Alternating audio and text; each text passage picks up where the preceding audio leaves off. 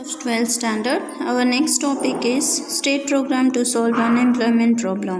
अब state programme कैसे बनाए गए कि अनएम्प्लॉयमेंट की जो प्रॉब्लम है उसको सॉल्व किया जाए, तो वो हम नीचे देख लेते हैं.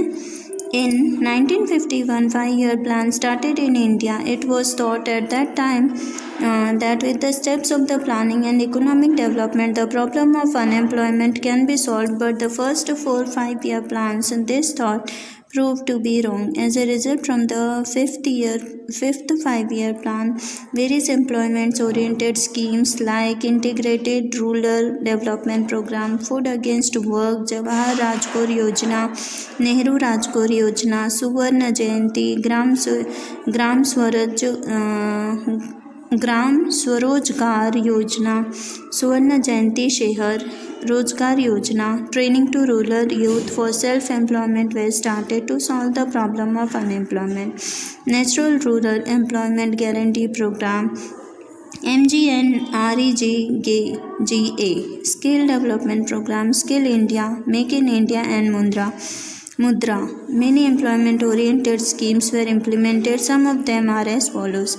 अब 1951 की बात है कि जब फर्स्ट 5-year प्लान स्टार्ट हुआ अपने भारत में, तब क्या हुआ था, ऐसा सोचा गया था कि it was thought that at that time with the steps of the planning, तब ऐसा सोचा गया था कि जो भी हमारे प्लानिंग के स्टेप्स हैं इकोनॉमिक डेवलपमेंट के लिए, वो the problem of unemployment can be solve first but in the first 5-year 4 plans. अब ऐसा सोचा गया था कि जो बेरोजगारी की जो समस्या है उसके लिए हम फर्स्ट 4-5-year प्लान शुरू करेंगे, तो उसमें थोड़ा बहुत this thought prove to be wrong, लेकिन ये जो उनकी सोच थी वो गलत साबित हुई. As a result from the 5th 5-year plan various, और रिजल्ट ये निकला कि जब 5th 5-year प्लान सेंक्शन हुआ तब क्या हुआ, various employment oriented schemes like, तब बहुत सारे स्कीम्स जैसे कि integrated rural development programme, food against work, Jawahar Rozgar, ऐसी अलग अलग तरह की योजनाएं बनाई गई, और उन सारी योजनाओं का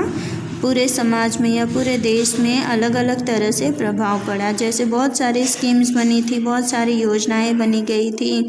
उनमें से national rural environment guarantee programme, कई जगह पे नेशन को बिलोंग करते हुए यानी पूरे देश को, और पूरे देश को रोज़गार देने की ऐसी जो गारंटी प्रोग्राम्स भी बनाए गए थे, जिसमें MGNREGA ऐसी स्किल डेवलपमेंट यानी अलग अलग विविध कलाओं की प्रदर्शनी, स्किल इंडिया यानी भारत में जितनी भी कलाएं हैं वो, मेक इन इंडिया एंड मुद्रा.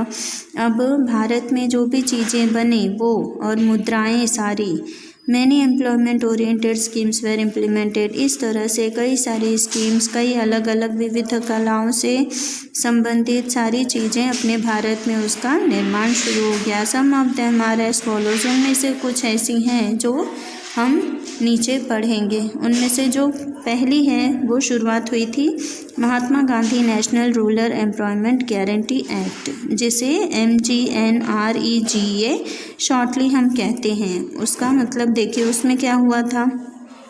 On February 2006, National Rural Employment Guarantee Act was started with the objective of providing employment to rural people residing in backward districts of country. अब इसमें क्या हुआ था, ये शुरुआत हुई थी फरवरी 2006 में, जिसमें national rural employment guarantee act यानी पूरे देश के जितने भी ग्रामीण इलाके के लोग हैं उनके लिए गारंटी एक्ट साइन हुआ था. और उस गारंटी एक्ट में ऑब्जेक्टिव ऑफ उसका मेन मुद्दा क्या था कि providing employment to rural people residing in backward, यानी कि समाज में जितने भी पिछड़े जातियों के लोग हैं जिनको ग्रामीण इलाके में कामकाज नहीं मिल, तो उसमें Mahatma Gandhi national rural employment guarantee act में ये हुआ था कि सभी चीज़ों को नेशनल यानी पूरे देश से संबंधित या पिछड़ी जाति के जितने भी लोग हैं उनके लिए गारंटी ली गई थी कि उनको रोज़गार उपलब्ध होगा. Abon knows it was changed in the MGNREGA on the 2nd October 2019. अब वो चीज़ जो 2006 में शुरुआत हुई थी उसको बदला गया 2009 में. To make this programme successful government declared 2 February as employment day. अब इस प्रोग्राम को कामयाब बनाने के लिए सरकार ने डिसाइड किया कि जो 2 अक्टूबर वाली डेट है उसको 2 फरवरी कर दिया जाए और उसे एम्प्लॉयमेंट डे के नाम से प्रसिद्ध करना है. In this programme at least 1 person from each family is given guarantee of getting employment for 100 days in a year. अब इस योजना के या इस प्रोग्राम के थ्रू ऐसा डिसाइड हुआ था कि हर फैमिली में से किसी एक इंसान को ही रोज़गार मिल पाएगा और वो भी 100 दिन के लिए, यानी 100 days के लिए. पूरे साल में 100 दिन के लिए सरकार अपनी तरफ से उनको काम देगी. अब उसके बाद क्या हुआ, 1/3 employment is reserve for females under this scheme. अब इस स्कीम के तहत क्या हुआ, 1/3 यानी कि 1/3 हिस्सा जो है वो औरतों के लिए होगा. It was recommended to provide minimum wages for physical labour. और उसमें ये भी डिसाइड हुआ या ये रिकमेंड किया गया था कि मिनिमम वेजेस यानी जो सैलरी है वो बहुत ही कम से कम होगी. More over labour should be provided wages with in 7 days. और दूसरी बात की इसमें काम करने वाले जो छोटे ओहदे पे होंगे उनको हर 7 दिन पे पगार मिलती जाएगी या हर 7वें दिन उनकी सैलरी उनके हाथ में पहुंचेगी. Labour should be given employment within 5 kilometre from their residence. और उनको जो काम दिया जाएगा वो जगह निर्धारित होगी उनके घर से, यानी उनके रहने की जो जगह है उस जगह से लेकर 5 किलोमीटर तक की दूरी में. If laborers are given employment beyond that distance, then 10% extra wages are given to them. अगर उनको जो एरिया यानी 5 किलोमीटर से ज़्यादा दूरी पर वो काम करेंगे तो उनको 10% एक्स्ट्रा सैलरी दी जाएगी या 10% एक्स्ट्रा पैसे मिलेंगे.